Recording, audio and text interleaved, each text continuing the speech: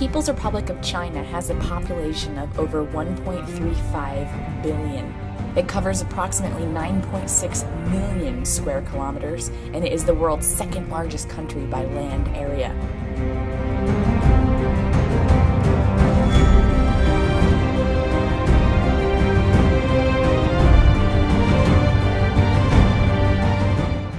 My mother and I first traveled to the city of Dalian to meet the parents of my foreign exchange student Richy after 31 hours of traveling from the United States. Shanghai Square overlooking the city and port of Dalian was one of my favorite memories of China. It was our first opportunity to people watch for a lengthy period of time, and we sat on the high edges of this massive concrete structure that resembled an enormous open book. I began to notice that generally groups of people consisted of a few school friends or young couples, a family of 3, but mostly there were smaller, more intimate groups. Everyone seemed so happy. The women were dressed modestly and playfully feminine and much more stylized than casual. We could hear American pop music off in the distance at the carnival, and there was English on most of the signs everywhere in China. The whole scene at Shanghai Square really resembled the California seacoast to me, especially with the fun, sunny, and happy atmosphere. Oh, it's so scary! 안녕하세요, 你好.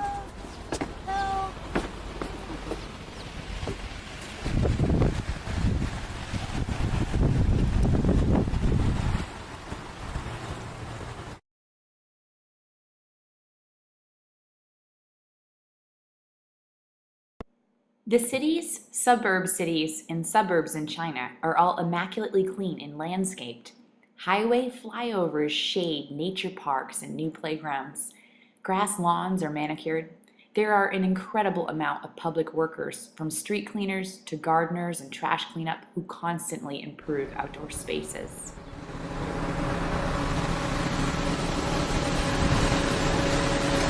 Just around 6 or 7 p.m., a lot of people, hundreds of people will doing some exercise here. Yeah. That's Just really in this cool. square, yeah. On our second day in Dalian, we headed to the Pebble Beach area, and we were able to see the Chairman Mao Museum, the Dalian Wax Museum, and a trick art interactive photo exhibit, as well as a Body Worlds exhibit, and several other places at the Pebble Beach area. We finished the day with a meal at the Lon's family house. It was wonderful to meet Richy's extended family, and they were very gracious hosts. In Beijing, we were able to see the new 2008 Olympic area, the famous bird's nest, and the modern National Swimming Center, the Water Cube. Surprisingly, Beijing is still a developing city, with most of the buildings having been built after the revolution in 1949. Many of the new buildings in the downtown area were built between 2003 and 2010 for the tourists coming to the Olympics. The ancient areas of Beijing, such as the Forbidden City, are 600 to 2,000 years old. Beijing is also famous for food and for the hutongs, or alley neighborhoods. And of course, for the incredible night markets.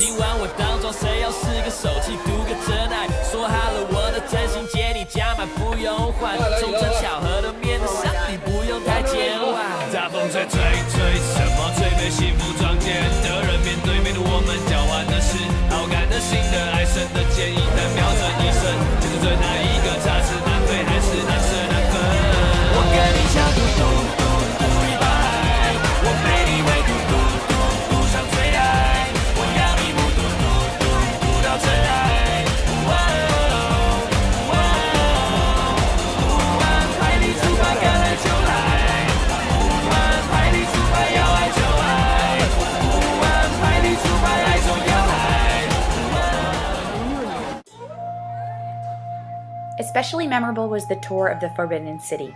There are 7 massive walled courtyards leading to the political buildings and the family living spaces for the emperor, his family, and his concubines. There are also the private imperial gardens where tourists can now wander freely. The architecture of the Forbidden City and the historical stories of its inhabitants made this tour a true tourist highlight of our trip.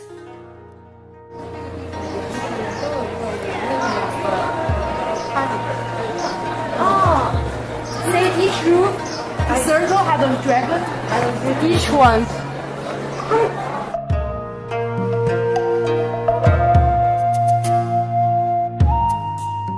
Tiananmen Square is massive. Our tour guide Jasmine told us that the area can hold over 500,000 people. The ground is all squares of cut stone, and the intersections are blocked for pedestrians who need to go underground to cross streets using the subway walking routes. Tiananmen Square is also the final resting place of General Mao Zedong. It was explained to us that he is submerged in a medicine, which is probably a chemical, in a crystal coffin where he can still be viewed for limited hours. Also in Tiananmen Square is the Chinese White House, where the politicians work, and also the Museum of History. I really enjoyed people watching in the giant square and in the shopping district of Tiananmen Street, which is a more modern shopping center with a Zara, a KFC, and a Starbucks.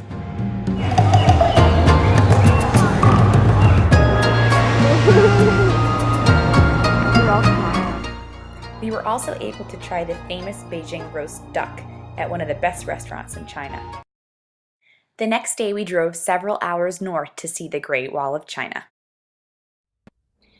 There's something truly magical about the majesty of the mountains in northern China, and they are incredibly breathtaking. They start out as outlines in a hazy sky, and as you leave the vast development zones of city and skyscrapers and head into the farmland of northern China, you become aware of the natural beauty of this country.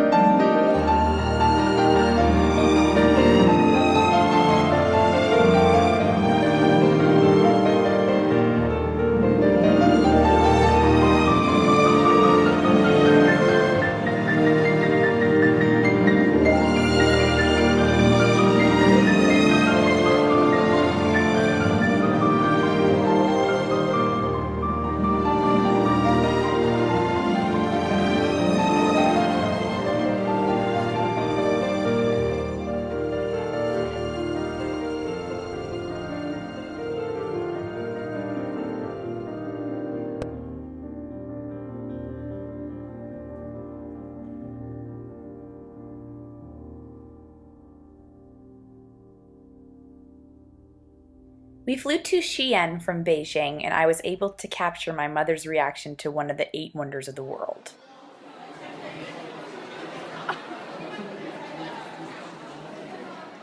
We drove 1 hour from downtown Xi'an to the farmlands, where in the 1970s, a farmer drilling for a well discovered a terracotta warrior head. We actually met this farmer and got his autograph. He placed the head in his house and prayed to it for 3 months for rain, but none came, so he threw it out into his field disgusted. A visiting government official had heard a rumor of the head and went searching for it, understanding its probable archaeological value. After an initial assessment, the government sent out an archaeological team to excavate, and the 3 famous pits were found. The local farmers were rewarded with new homes and income as the land became one of the largest open digs in the world. Teams today are still excavating, having only covered about half of the buried territory so far. We were able to see some restorers working to reassemble broken soldiers, horses, and chariots. It was fascinating. We drove to the nearby Huaqing hot springs to see where the Emperor Tong and Lady Dalian spent time relaxing and living when they were in this area. There was such an interesting story of how they met. Lady Dalian was originally married to Tong Sung, but the emperor saw her sing and dance and he took her for his concubine, and they lived happily for many years. Eventually, after a war he lost, the enemy demanded that Tong kill Lady Dalian or they would kill him. So Lady Dalian was hung by her own scarf from a tree, aided by a helper by herself. Her story was so tragic. But the grounds, pools, mountain views, elaborate pagoda-style houses here were inspiring.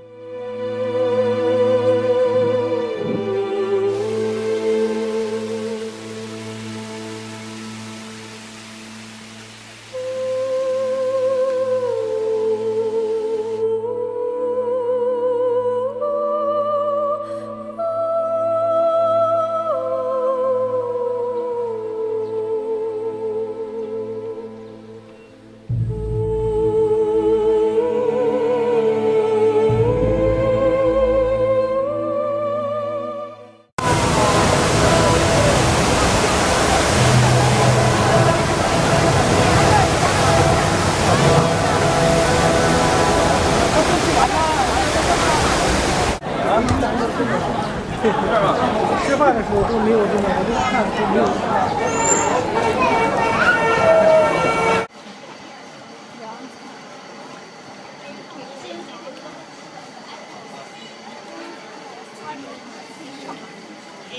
It's a Chinese taco with beef and vegetables inside, and it's fried.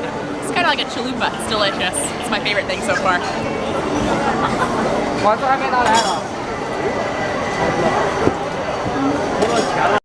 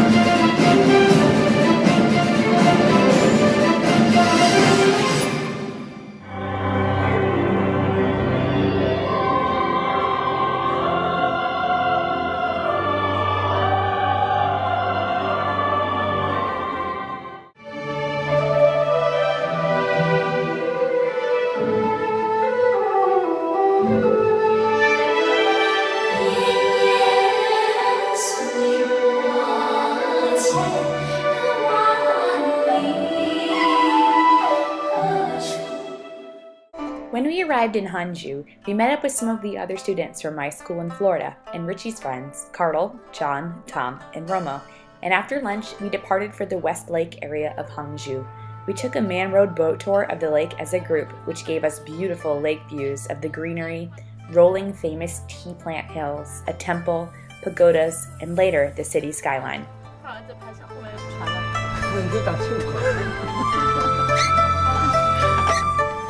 After our boat ride on West Lake in Hangzhou, we walked over the incredibly scenic and traditionally landscaped pathways. There were beautiful scenes everywhere we turned.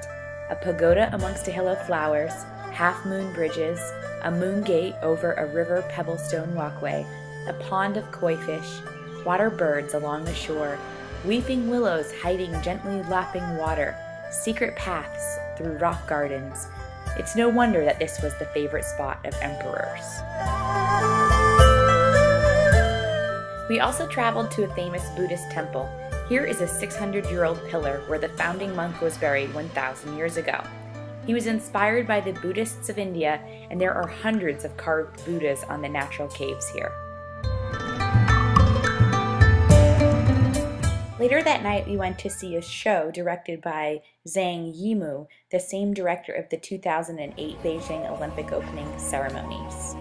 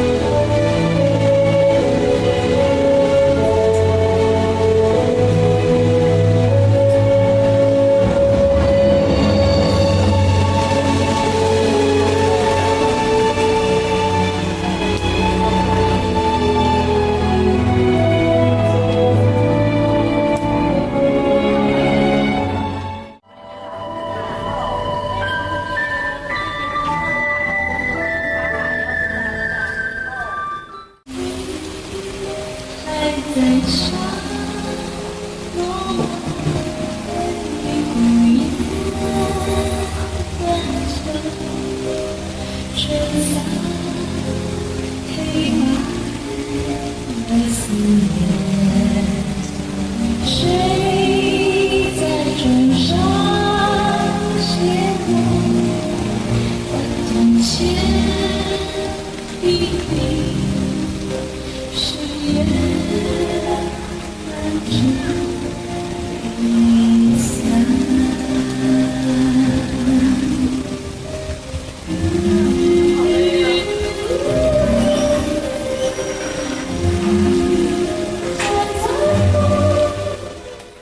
After having a tea ceremony at the National Tea Museum, we then took the most interesting ride in China so far and drove past the famous farmlands of Hangzhou, known for pearl cultivation, silk, and tea.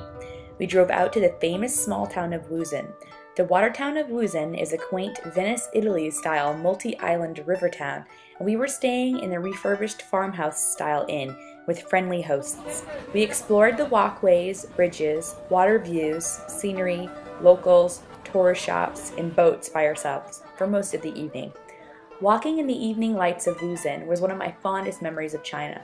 We shopped at many of the stores, took photos, and ate ice cream before heading back to the inn, where our princess netted canopy beds and the adorable wooden cottage-style room above the river awaited us. It's looking cute.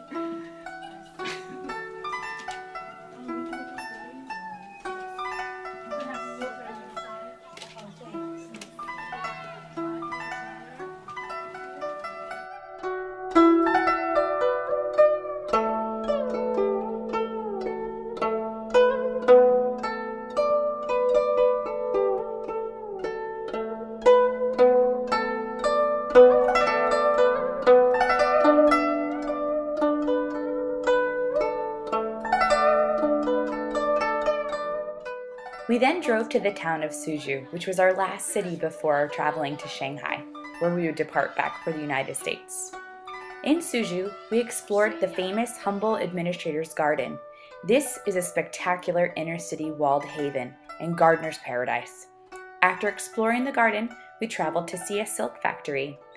While we were there, we saw all the steps of the silk-making process, from caring for silkworms, to harvesting the silk thread cocoons, to cocoon inspection, through the 8-strand threading process, and finally to the silk pattern production.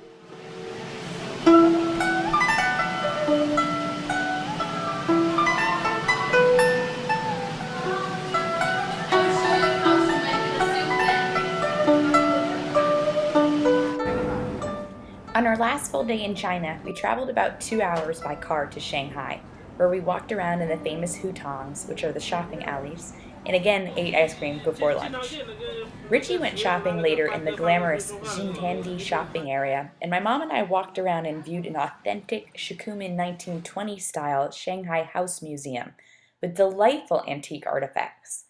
In the afternoon, we were able to see 360-degree views of the city from atop the Shanghai Pearl Building.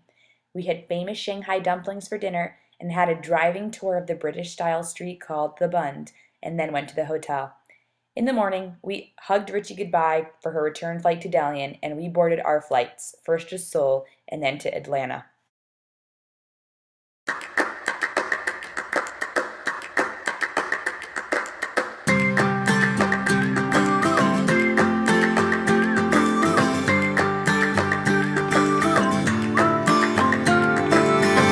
I'll take it in, but don't look down. 'Cause I'm on top of the world, eh? I'm on top of the world, eh? Been waiting on this for a while now, paying my dues to the dirt. I've been waiting to smile, eh? Been holding it in for a while, eh? Take you with me if I can. Been dreaming of this since a child. I'm on top of the world. Thank you for watching my trip film. I hope you enjoyed seeing our experience, which was truly the trip of a lifetime.